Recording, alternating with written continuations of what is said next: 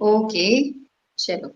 सो जो last time we were doing the sexual transmitted diseases, हमने sexual transmitted diseases जो है वो करी थी, ठीक है। और जो है इनफर्टिलिटी का टॉपिक जो है, किस, क्या पूछा था बेटा, याद भी नहीं रहा मेरे को, तुम बोलो।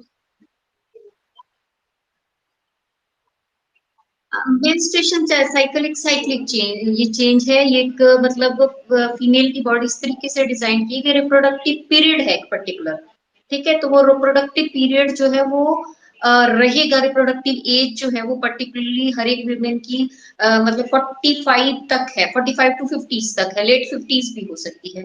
तो ये साइकिल जो है रहेगी, whether the womens are producing child और not, that is not the case. But ये मेंस्ट्रुएशंस जो है वो जो है आपकी मेंट, इट इज मेंट, मतलब it is mostly meant for the to have the children की, इसीलिए बना, मान लीजिए नेचर ने इसलिए build करी है कि जो है वो फर्टिलाइजेशन हो सके, ठीक है, ताकि जो है बेबीज प्रोड्यूस हो सके। बट ये it is not such a case कि एवरी टाइम की हर एक टाइम जो है फर्टिलाइजेशन होती रहे।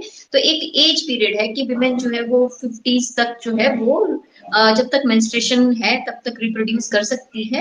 तो एक पर्टिकुलर टाइम पीरियड है, but it's not like that कि अगर वो रिप्रोड्यूस नहीं कर रही है, फर्टिलाइजेशन नहीं हो रही है, तो साइकिल रुक जाए, ठीक है, क्योंकि वो बॉडी जो है उस चीज को नहीं देख रही, ठीक है। दूसरा एक किसी ने, रजनी ने आई थिंक एक केस पूछा था, वो भी मैंने उसको सेंड किया था।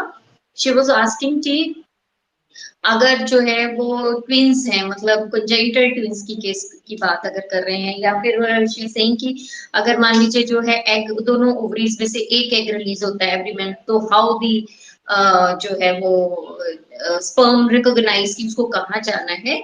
तो इसमें जो है क्या करते हैं, जो म्यूकस, जो एक तो पहले जो है यूट्रस जो है वहीं से सिग्नल स्टार्ट हो जाते हैं इसको डायरेक्शन, दूसरी जो जोना पेलिसिडा जो है, जो एग जहां से सिक्रीट हो रहा है वो कुछ सिग्नल सेंड करती है, जिस वजह से जो है क्या होता है कि जो स्पर्म है उसको पता है कि उसको कौन सी ओवरी की तरफ जो है, मतलब कौन सी फिलिपियन ट्यूब की तरफ जो है वो जाना है। Is it clear?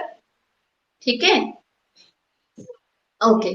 तो अभी जो है हमने स्टार्ट करना है इनफर्टिलिटी, ठीक है। Now we are starting the infertility. Infertility जो है it is also of two type, primary infertility और the secondary infertility. Primary infertility की ऐसे कपल्स जो हैं जिन्होंने कभी भी रिप्रोड्यूस किया ही नहीं है, ठीक है। प्राइमरी फर्टिलिटी उसको बोल रहे हैं कि those couples who has never conceived, ठीक है, this is the primary infertility, ठीक है, and here is the secondary infertility। हाँ जी, बोलिए।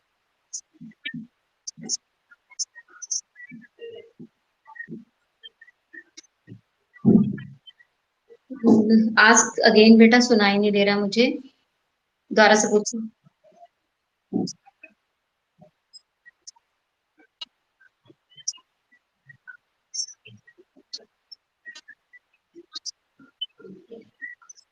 जो आपकी एस्ट्रोजन और प्रोजेस्टेरोन जो की जो पिल ली जाती है, ठीक है, वो फर्टिलाइजेशन को अवॉइड करती है, क्योंकि मेंस्ट्रुएशन तो रोकते नहीं है, कि ऐसा नहीं है कि जो पिल्स ले रही है ऐसी वुमेन्स में मेंस्ट्रुएशन हो ही नहीं रही, ठीक है। फर्टिलाइजेशन जो है इम्प्लांटेशन जो है वो नहीं होने दे रही है, ठीक है, ओके। इम्प्लांटेशंस जो है वो नहीं होने दे रही है।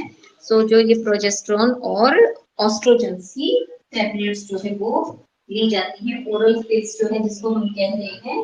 तो दीज पिल्स जो है वो क्या करती हैं, दे एक तो दोनों ही चीज कर रही हैं, जैसे वह एक इनहिबिट ओवुलेशन, ओवुलेशन को भी इनहिबिट कर रही हैं, और जो है इम्प्लांटेशन को भी इनहिबिट कर रही है। मेजरली जो है इम्प्लांटेशन जो है वो होता है कि इम्प्लांटेशन अगर मान लीजिए ओवुलेशन हो भी जाती है तो इम्प्लांटेशन ना होने दिया जाए, तो दोनों ही केस जो है वो कर रही है, दोनों ही केस कर रही हैं, ओवुलेशन को भी इनहिबिट कर रही हैं और इम्प्लांटेशन को भी इनहिबिट कर रही हैं, ओके।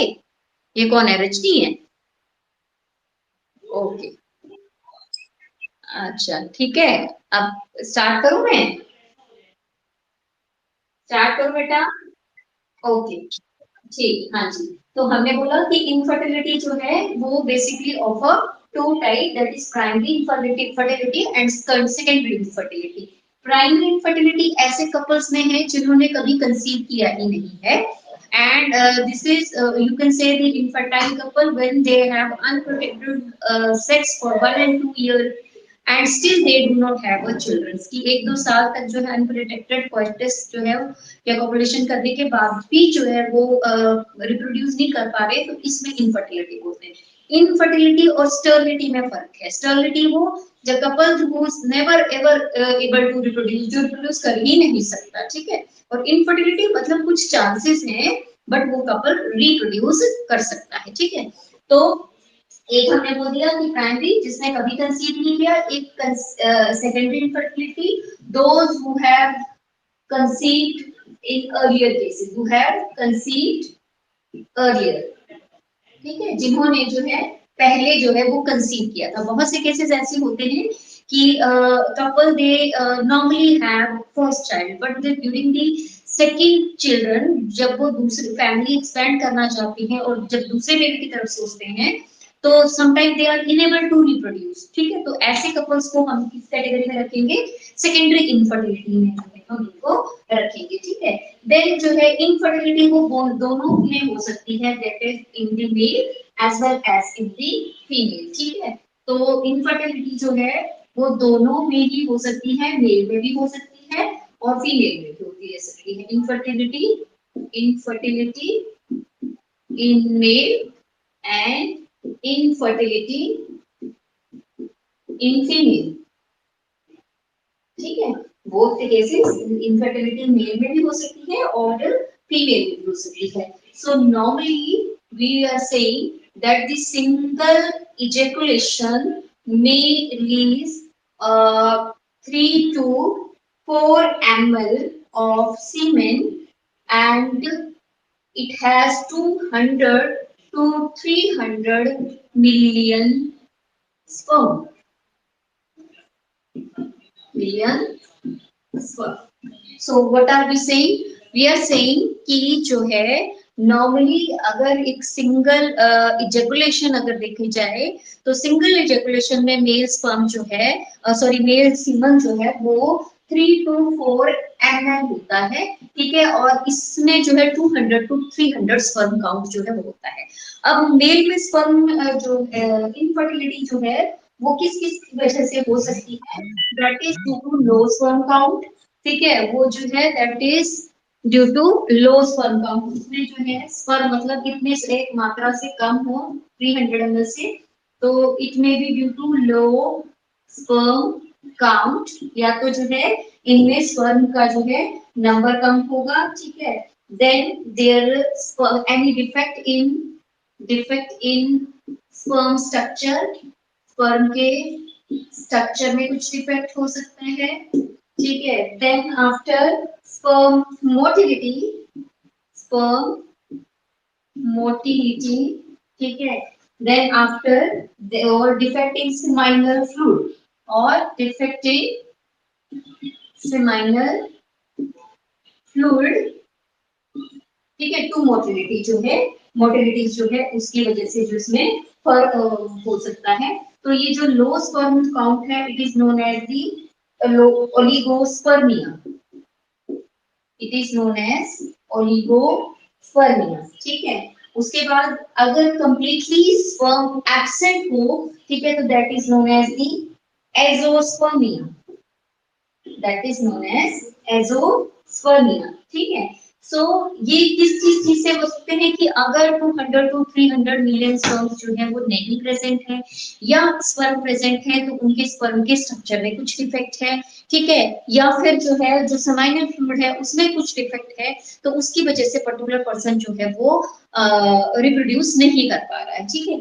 एक चीज बोल रही है लो स्पर्म काउंट को बोलते हैं ओलिगोस्पर्मिया, ठीक है। और एजोस्पर्मिया बोलते हैं वो क्रिप्टोकार्डिज्म का जो केस मैंने बताया था कि जिसमें टेस्टिस जो स्क्रोटम में डिसेंड नहीं कर पाती, ठीक है, तो उसको क्रिप्टोकार्डिज्म बोलते हैं। तो अगर ऐसी कंडीशन है तो ऐसे केस में तो बिल्कुल भी जो है स्पर्म होगा ही नहीं, ठीक है, नो स्पर्म, ठीक है।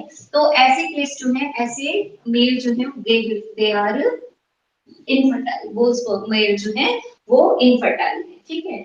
अब इसमें एक केस तो हम बता रहे हैं कि ये हो सकता है भाई ओलिगोस्पर्मिया का, कि इसमें क्या हो सकता है, इस टेस्टिस जो है स्क्रोटम में डिसेंड नहीं कर पा रही है, ठीक है। उसके बाद दूसरी केसेस में क्या हो सकता है, जो ब्लॉकेज होती है, अगर यहाँ पर सॉरी लाइट चली गई, एक मिनट, अगर ब्लॉकेज होता है, ठीक है, अगर जो है वॉशर डिफरेंस जो है, जहां पर जो ये ट्यूब लेके जाती है, ठीक है, यहाँ से, यहाँ टेस्टिस के अंदर से जो स्पर्म्स को लेके जा रही है जो ट्यूब, तो जो ये आपकी वॉशर डिफरेंस जो है अगर ब्लॉक है, ठीक है, तब भी जो है वो क्या हो जाता है, फर्टिलिटी जो है वो आपकी नहीं हो पाएगी। वॉशर डिफरेंशियल है, वॉशर डिफरेंशियल जो है वो ब्लॉक है, या फिर जो है वो क्या केस है कि जो है सीरियली मूवमेंट नहीं है, ठीक है, जो मोटाइल जो है वो स्पर्म जो है वो क्या नहीं कर पाते, जो है वो उस तरीके की मूवमेंट नहीं शो कर पाते कि जितनी उनको चाहिए to reach the fallopian tube. Then hyperthermia, hyperthermia conditions क्या है, हाइपरथर्मिया वो क्या कहा जाता है कि देखना अगर ये नॉर्मल कंडीशन है, जो है मेल, अगर जो है मेल के लिए you know that the scrotum it is present out, male testis they are present outside the abdomen so as to maintain the temperature which is required for the formation of the testis. जो testis में जो sperm count के लिए, sperm की formation के लिए जो temperature चाहिए होता है, तो वो उसी के लिए जो है टेस्टिस कहाँ, स्क्रोटम में प्रेजेंट है। लेकिन अगर जो मेल जो है बहुत टाइट अंडरगारमेंट्स पहनते हैं या बहुत गर्म पानी से नहाते हैं, ठीक रहते हैं, जहां पर जो है थर्मल वेयर ज्यादा वेयर करते हैं, तो उस वजह से क्या होता है, they are unable to produce the, उनका स्पर्म काउंट जो है वो क्या हो जाता है, कम हो जाता है, ठीक है। उसके बाद जो है इसमें या फिर अल्कोहल जो है, एक रीजन ये हो सकता है कि अल्कोहल लेते हो, या फिर लो फ्रक्टोज कंटेंट जो है वो हो, या और हाई प्रोस्टाग्लैंडिस, ये सेमाइनल फ्लूइड जो है उसमें बताया था कि फ्रक्टोज, और फ्रक्टोज आपको मालूम है फ्रक्टोज बॉडी में और कहीं नहीं फॉर्म होता है, एक मेल जो सीमन है उसमें ही फ्रक्टोज फॉर्म होता है, तो जो रेप टेस्ट होते हैं उसमें ये फ्रक्टोज डिटेक्ट होता है, ठीक है। तो इसीलिए तो अगर स्पर्म जो लो फ्रक्टोज कंटेंट है, हाई प्रोस्टाग्लैंडिन्स है, ठीक है, या हाई लो वॉल्यूम में जो क्रिएशन हो रहा है, तो ये भी जो है वो किसको, इनफर्टिलिटी जो है वो कॉज करता है। सिमिलरली विमेंस के कुछ केसेस हैं कि विमेन में भी क्या है, अगर मान लीजिए एवोल्यूशन ओवुलेशन है, कि ओवुलेशन सपोज हो ही नहीं रही है, ठीक है, नॉन ओवुलेशन या एक एवोल्यूशन, ओवुलेशन हम जिसको बोल रहे हैं, ठीक है, तो एक केस वो हो सकता है कि जिसमें जो है this is anovulation, oligo ovulation, ठीक है, या तो एग जो है वो बन नहीं रहा, या फिर जो है इरेगुलर मेंस्ट्रुअल साइकिल है, रेगुलरली हर मंथ मेंस्ट्रुएशन नहीं आ रही है, तो इस मतलब हर मंथ जो है वो एग फॉर्म नहीं हो रहा, तो एक रीजन ये जो है वो हो सकता है। दूसरा जो है इनएडिक्वेट अमाउंट जो है कॉर्पस ल्यूटम जो है वो फंक्शन करता है, मतलब कॉर्पस ल्यूटम जो है वो क्या कर रहा है आपका, ठीक है, वो फंक्शनिंग जो है कॉर्पस लूटम की वो नहीं सही है, जिसकी वजह से क्या होता है कि प्रोजेस्टेरोन हार्मोन्स जो है वो उस परसेंटेज में नहीं फॉर्म कर रहा है, या फिर रिड्यूस प्रोजेस्टेरोन हार्मोन्स जो है वो सिक्रीट हो रहा है, रिड्यूस प्रोजेस्टेरोन सिक्रीट हो रहा है, तो एंडोमेट्रियम को जो है वो थिक नहीं कर पा रहा है, ठीक है। तो एक ये केस हो सकता है, ठीक है। और दूसरा चीज क्या बोल रहे हैं, जो फॉलिकल स्टिमुलेटिंग हार्मोन है और लुटिनाइजिंग हार्मोन है, वो भी क्या है, वो भी कम मात्रा में बन रहे हैं, क्योंकि आपको मालूम है एलएच सर्च जिसको हमने बोला था कि एलएच की अगर मैक्सिमम एलएच जो है सिक्रेट होता है तभी जो है वो ओवुलेशन होती है, तो अगर बॉडी में एफएसएच एलएच कम बन रहे हैं, या फिर कॉर्पस ल्यूटेंस जो है वो इनएडिक्वेट ग्रोथ हो रही है, उसकी प्रॉपर फंक्शनिंग नहीं हो रही है, तो ये एक केस ये भी हो सकता है, ठीक है। उसके बाद जो है क्या हो सकता है, एंडोमेट्रियम जो है डिफेक्टिव हो सकती है, ठीक है, then defective endometrium, defective endometrium, endometrium, then उसके बाद जो है ब्लॉकेज जो हो सकती है, जिसमें हमने बताया था फेलोपियन ट्यूब जो है उसमें ब्लॉकेज हो सकती है, तो दीज आर सर्टेन केस जो कि मेल और फीमेल में जो है इनफर्टिलिटी कॉज करते हैं। ठीक है, अब जो है हम इसके बाद जो है स्टार्ट करेंगे इसकी। So there are only 4 girls are left. क्या फायदा बेटा आप लोगों को पढ़ाने का अगर नहीं करना है। ठीक है, सो नेक्स्ट इज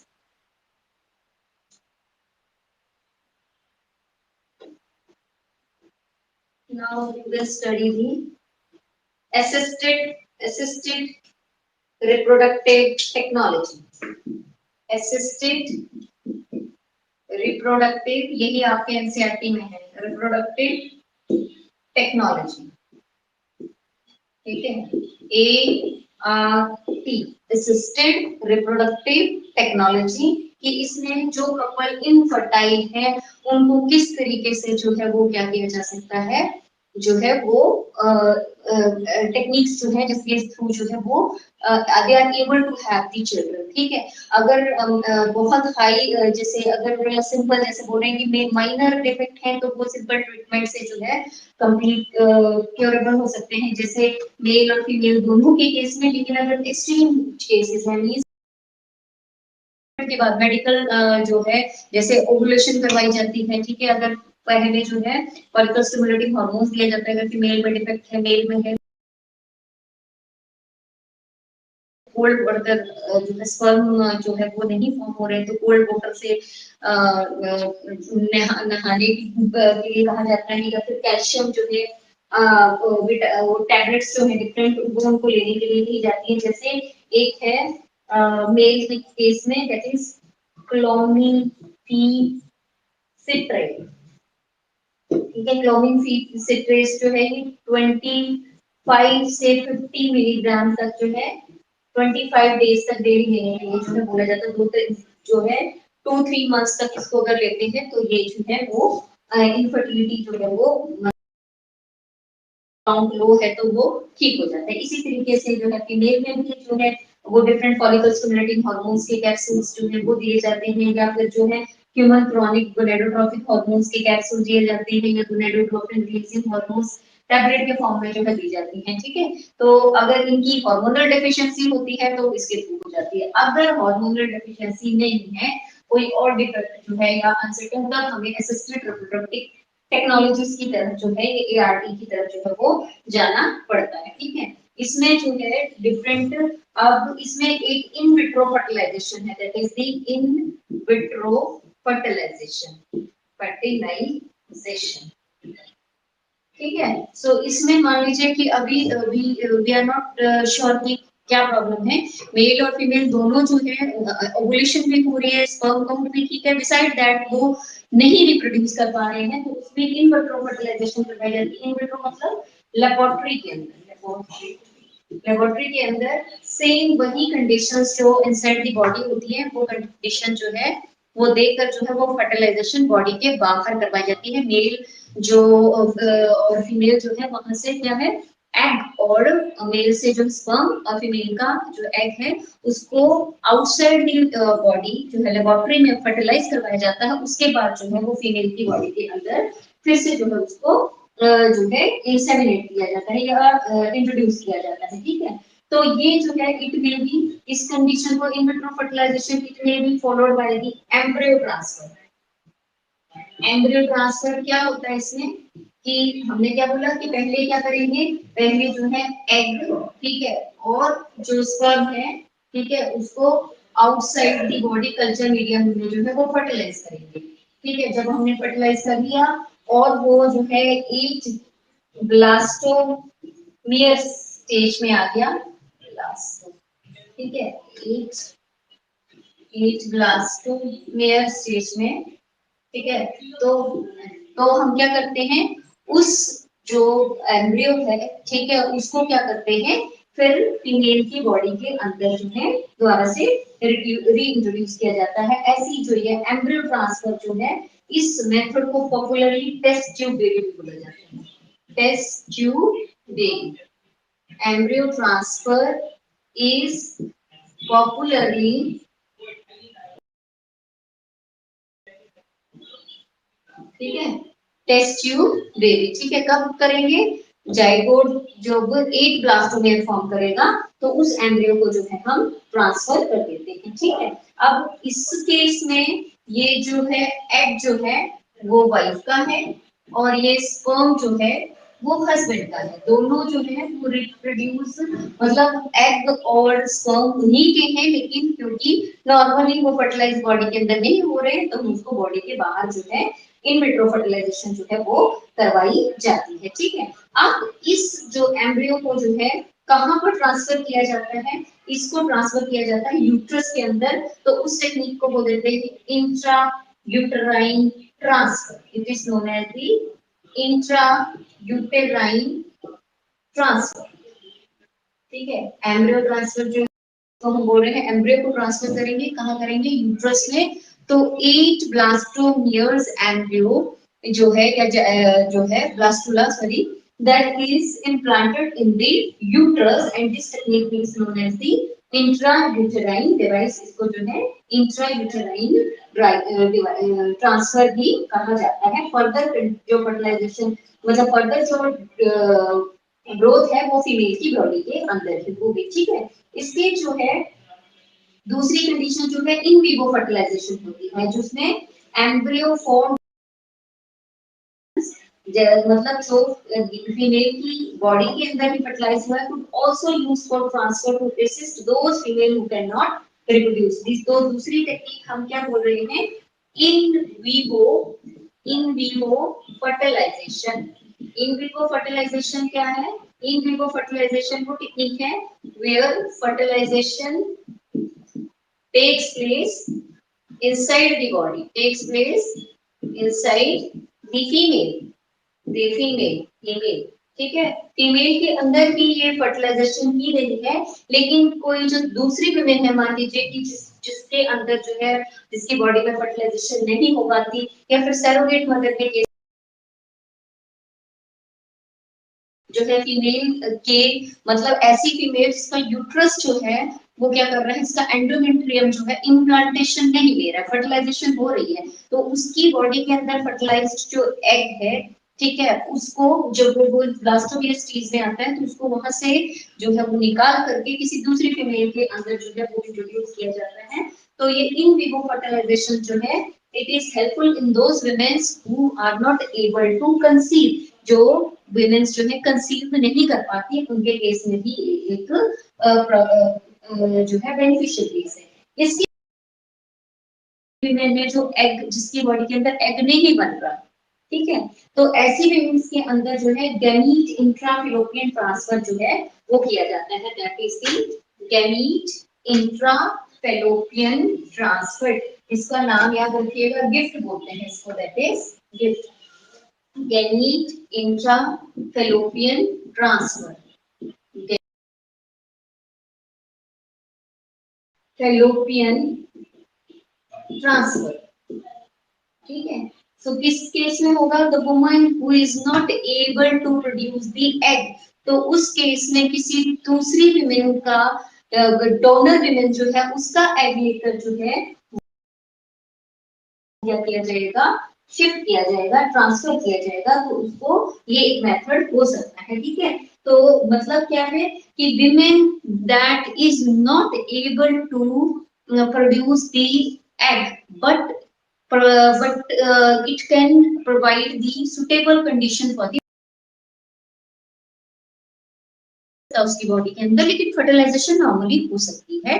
तो ऐसे केस में क्या हो जाता है, ऐसे केस में जो है गैमीट इंट्राफिलोपियन ट्रांसफर में क्या करते हैं, egg is taken from donor, egg is taken from donor women, जो है डोनर वुमेन से जो है वो लिया जाता है। तो मतलब इसके केस में गैमीट इंट्राफिलोपियन ट्रांसफर इसमें है, मतलब अगर विमेन इनफर्टिलिटी इन विमेन, विमेन के में केस अगर ऐसा है कि विमेन जो है वो क्या कर रही है, उसने अगर जो है नहीं एग फॉर्म हो रहा है तो एक ये केस हो सकता है, ठीक है। उसके बाद जो है ऐसे मेन जो है जो स्पर्म नहीं प्रोड्यूस कर सकते, इंट्रासाइटोप्लाज्मिक स्पर्म इंजेक्शन या फिर इसको आर्टिफिशियल आर्टिफिशियल इंसेमिनेशन,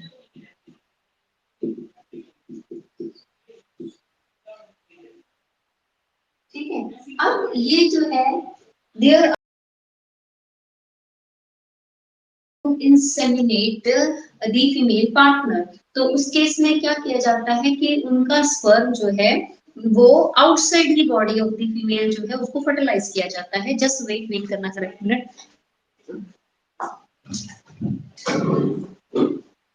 लाइट नहीं है, बहुत अंधेरा आ रहा है। ठीक है, तो उसमें केस में क्या किया जाता है कि जो फीमेल है उस फीमेल पार्टनर सेम है और मेल पार्टनर भी सेम है, पर मेल पार्टनर का स्पर्म जो है उसको outside the body of female जो है वो क्या कराया जाएगा, फर्टिलाइज। उसमें माइक्रोपिपेट की हेल्प से स्पर्म को होल्ड करके उसमें जो है एग को होल्ड करके स्पर्म को डायरेक्टली उसके अंदर इंजेक्ट कर दिया जाता है। तो this is the intracytoplasmic sperm injections. तो it is the another procedure to produce embryo. Here embryo is formed outside the body. Okay, it is embryo is formed outside the female body of या female. ठीक है, तो female की body के बाहर जो है वो क्या क्या है, एम्ब्रियो जो है वो प्रोड्यूस किया जाएगा। कैसे प्रोड्यूस किया जाएगा कि स्पर्म को डायरेक्टली ओवम के अंदर जो है वो इंजेक्ट कर देंगे। ठीक है, ऐसे केस में इनफर्टिलिटी केस जो है इसमें है ये इनफर्टिलिटी इन मेल। तो इनफर्टिलिटी इन मेल, अगर मेल में इनफर्टिलिटी है तो ऐसे केस में जो इंसेमिनेशन नहीं कर पाते तो इसमें या फिर उनका जो है स्पर्म काउंट कम है तो ऐसे केस को जो है आर्टिफिशियल इंसेमिनेशन टेक्निक भी कहा जाता है। इसमें जो है मदर भी मतलब हस्बैंड वाइफ दोनों का ही जेनेटिकली फादर जो है वो सिमिलर है। हस्बैंड का सीमन लेके उसमें से स्पर्म लेके जो है वो एग के अंदर इंजेक्ट कर दिया जाता है आर्टिफिशियली। ठीक है, then it is introduced into the vagina, it is known as the intra intrauterine it is known as the intrauterine insemination it is known as the intrauterine insemination। ठीक है, दो जो इंट्रासाइटोप्लाज्मिक स्पर्म जो है क्या बोल रहे हैं इसको, इंट्रासाइटोप्लाज्मिक स्पर्म इंजेक्शन, आई होगा sorry it's written H here.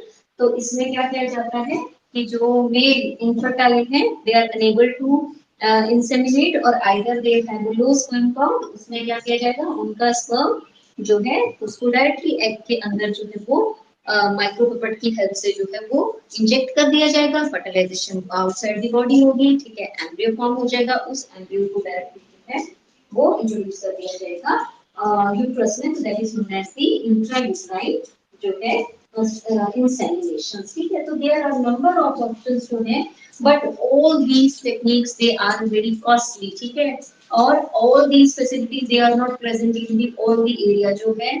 अगर हम अपनी कंट्री की बात करें तो ये हर छोटे छोटे गांव छोटे छोटे जो कस्बे हैं उनमें ये टेक्निक्स जो है वो सब जगह नहीं है। ठीक है, तो बहुत सी दूसरी दे आर 20% ही जो है ये टेस्ट बेबी जो इंसेमिनेशन वगैरह के जो चांसेस बोल रहे हैं हम वो सिर्फ 20% जो है वो ही सक्सेस के चांसेस जो है वो होते हैं। ठीक है, तो और दूसरी हाईली कॉस्टली जो है वो टेक्निक है। इसके बाद मैंने एक सर्किट मदर का केस आपको बताया था जिसमें जो है हस्बैंड वो लिया जाता है और उसको आउटसाइड द बॉडी जो है वो क्या कराया जाता है, फर्टिलाइज कराया जाता है। लेकिन इम्प्लांट मदर में जिसको बोलते हैं सैरोगेट मदर, सैरोगेसी जिसको बोलते हैं। तो there are so many ethical religious emotional issues regarding to these infertility और reproductive assistance assisted reproductive technology को जो reproduction को जो है जो assistant technology है जो help कर रही हैं infertile couple को babies लेने के लिए, पर वो क्या है costly है। sometimes जो है कपल्स का पैसा भी खर्च होता है, बिसाइड दैट जो है वो क्या करते हैं कंसीव नहीं कर पाते, कंसीव कर पाते हैं तो अबॉर्शन हो जाते हैं। ठीक है, 20% जो है इसके सिर्फ चांसेस जो है वो श्योरिटी चांसेस हैं। तो इसलिए हमारी कंट्री में बहुत सारे ऑर्फन्स हैं, ऑर्फनेज हैं। ठीक है, तो अगर किसी को अगर मीन्स क्योंकि अगर ये वाला कंसेप्ट ना हो अपना बेबी, तो बेबी जो है उन ऑर्फनेज में से भी जो है वो लिए जा सकते हैं। But there are certain issues जो इसमें किसी को फोर्स नहीं कर सकते, बिकॉज रिलीजियस आ जाता है, फैमिली प्रेशर आ जाता है, इमोशनल है, ठीक है, साइकोलॉजिकल है। विमेन्स के केस में मोस्टली साइकोलॉजिकल केस आ जाता है, क्योंकि in our country mostly womens जो है उनको ब्लेम किया जाता है for not to have the children, male को नहीं किया जाता, ठीक है। अगर जो है एक इनफर्टिलिटी का केस आता भी होगा तो मोस्ट ऑफ द केसेस और स्पेशली जो विमेन को बोला जाएगा कि इसका चेकअप कराओ, either the male partner he is not able, मतलब he is not ready to go for this checkup की। बहुत से मतलब मोस्टली मेजोरिटी एजुकेटेड ही, अगर हम देखें कि जो हमारा एजुकेटेड में भी मेल इस चीज को ईगो पे ले जाते हैं कि वो अपना टेस्ट करवाएं या वो ट्रीटमेंट लें या वो मेडिसिन ले। तो ये असिस्टेंट रिप्रोडक्टिव टेक्नोलॉजी जो है हेल्पफुल है, but still there are certain issues, फिर भी इसमें कुछ प्रॉब्लम है, ठीक है, कि 100% जो है वो हर कपल को ये हेल्पफुल नहीं है, क्योंकि एक्सपेंसिव है, ठीक है, हर जगह फैसिलिटी अवेलेबल नहीं है। और अगर सारा कुछ करने के बावजूद भी कई बार ये होता है कि ये जो 100% सक्सेसफुल नहीं हो पाते, तो उसके बाद जो है कईयों में बहुत ज्यादा मेंटल ट्रॉमा की कंडीशन आती है। तो it's better to adopt a child rather than to go for these processes again and again if they are not successful, ठीक है। And beside this, it is the personal choice of the person, we cannot afford force the anybody। हाँ जी, बोलिए, बोलिए बेटा। हम्म। No, menstruation में तो जो है पॉपुलेशन होनी नहीं चाहिए, क्योंकि मेंस्ट्रुएशन का मतलब क्या है, मेंस्ट्रुएशन का मतलब है फर्टिलाइजेशन नहीं हुई बॉडी में, तो अब वो एग जो है वो वेस्ट था, वो बाहर निकल रहा है बॉडी के बाद, ठीक है। उसका मेंस्ट्रुएशन के बाद, मेंस्ट्रुएशन के मान लीजिए हफ्ता भर तक भी अगर जो है वो मतलब पॉपुलेशन होती है तब भी फर्टिलाइजेशन नहीं होगी, क्योंकि बॉडी में एग नहीं बना। मैंने कब बताया था आपको कि 14th डे पे एग फॉर्म होता है, तो 10 to 17 डेज में चांसेस हैं कि हो सकता है कि 14 डेज जब हम काउंट कर रहे हैं तब ना हो, ठीक है, या फिर जो है वो साइकिल आगे पीछे हुई हो, तो जो है जो है ओवुलेशन होके जो है 12वें दिन हो जाए, 11वें दिन हो जाए या 15वें दिन हो, तो इसीलिए जो है जब मेंस्ट्रुएशन में अगर जो है ओवुलेशन होती है, first of all it should not be there, because जो है there are so many chances of the infection, sexual transmitted diseases के जो है चांसेस बहुत ज्यादा बढ़ जाएंगे, कि ऑलरेडी बॉडी जो है बहुत सेंसिटिव होती है उस ड्यूरिंग, ठीक है। और अगर मान लीजिए होता भी है तब भी जो है वो फर्टिलाइजेशन नहीं होगी, क्योंकि बॉडी में एग नहीं है, वो एग रिलीज कर चुका, बॉडी से बाहर जा चुका, ठीक है। इज इट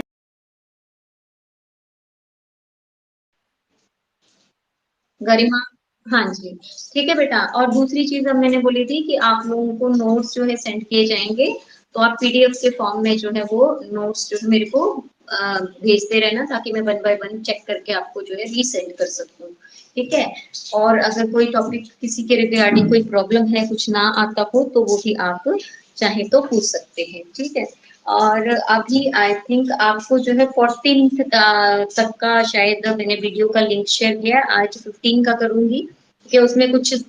और सेकंड थिंग क्या है कि उसमें जब सर टाइप कर रहे हैं तो कुछ मिस्टेक कर दे रहे हैं नेम वगैरह में, जो जो जैसे रिप्रोडक्टिव को रिप्रेजेंटेटिव लिख दे रहे हैं, तो ये जो क्लैरिकल डिपार्टमेंट कर रहा है तो उस पर थोड़ा ध्यान मत दीजिएगा, क्योंकि हम अपनी तरफ से सही डालते हैं, जब वो दोबारा से फिर उसको री हेडिंग करते हैं तो री हेडिंग में कई बार बहुत सौ में प्रॉब्लम है, इसीलिए मैं वेट कर रही थी कि वो शायद करेक्शन करके दें फिर मैं डालूं। तो कुछ अगर हेडिंग वगैरह में इशू होता है तो उस पर ध्यान मत दीजिएगा, यू नो कि what is the exact heading is. और दूसरी चीज, अब जो है I think today there are only 4 girls are there, एक है गरिमा, एक है रजनी, हर्षिता और रवीना, ठीक है। नाउ ऑनवर्ड, नाउ मतलब टुडे ऑनवर्ड मैं आपका जो है मैनुअल रिकॉर्ड भी रखूंगी, और जो बच्चे रेगुलरली क्लासेस नहीं अटेंड कर रहे हैं उनके घर पे कॉल भी किया जाएगा, क्योंकि आप क्लास के बाद बोलेंगे हमने तो क्लासेस अटेंड की ही नहीं, जब भी स्कूल लगेगा हमें तो कुछ समझ आया ही नहीं। तो बेटा teachers are really taking pain, बहुत ज्यादा मेहनत कर रहे हैं, और अगर आप जो है उस चीज का फायदा नहीं उठाते हो, तो ये दोनों के लिए जो है लॉस है, आपके लिए भी और टीचर के लिए भी, कि we are reeling very hard, doing very hard. आपको पढ़ाने के लिए जो एक नॉर्मल लाइफ क्लास जो आपकी फिजिकल अपेयरेंस है, उससे ज्यादा मेहनत जो है वो ऑनलाइन क्लासेस में लगती है। ठीक है, तो आपको वीडियो भी सेंड किए जा रहे हैं, लिंक भी सेंड किए जा रहे हैं, फिर सिंपल रिकॉर्डिंग के बाद उसको फिर यूट्यूब पे डाल के आपके लिंक में दोबारा से डाला जा रहा है। तो काइंडली जो है स्टडी करिए, टाइम मत वेस्ट करिए। आई थिंक 1 मिनट मेरे को जरा रवीना जरा अनम्यूट करके बताना कि बाकी क्लासेस में सारी स्ट्रेंथ तुम्हारी नॉर्मल रहती है क्या, सिर्फ बायो में नहीं आ रहे हो? हमारी अब कोई भी बच्चा अनम्यूट करके मुझे बताइए, हर्षिता गरिमा। नहीं अपने हम नहीं, हमारी मेडिकल के स्टूडेंट जो हैं वो फिजिक्स केमिस्ट्री की क्लासेस अटेंड कर रहे हैं क्या? बॉयज? अच्छा बॉयज सेशन, बॉयज सारे कर रहे हैं और सिर्फ बॉयज? हाँ जी। अच्छा अच्छा। ओके ठीक है, तो आज मैं इनको कॉल करती हूँ, ठीक है चलो। ठीक है बेटा, अब आपकी क्लास जो है वो ओवर हो रही है, नेक्स्ट क्लास आपकी होगी, तो आप जो है लीव कर सकते हो, now you may leave, okay बेटा। और आज मैं नोट सेंड करूंगी तो चेक कर लीजिएगा एक बार। ओके। हाँ जी बोलिए। हाँ जी बेटा, स्कूल ऐप। ओके ओके बेटा। लीव, हरी अब बच्चा लीव करिए आप। हर्षिता, रवीना, रजनी, जल्दी जल्दी लीव करो बेटा। रवीना लीव करो बेटा।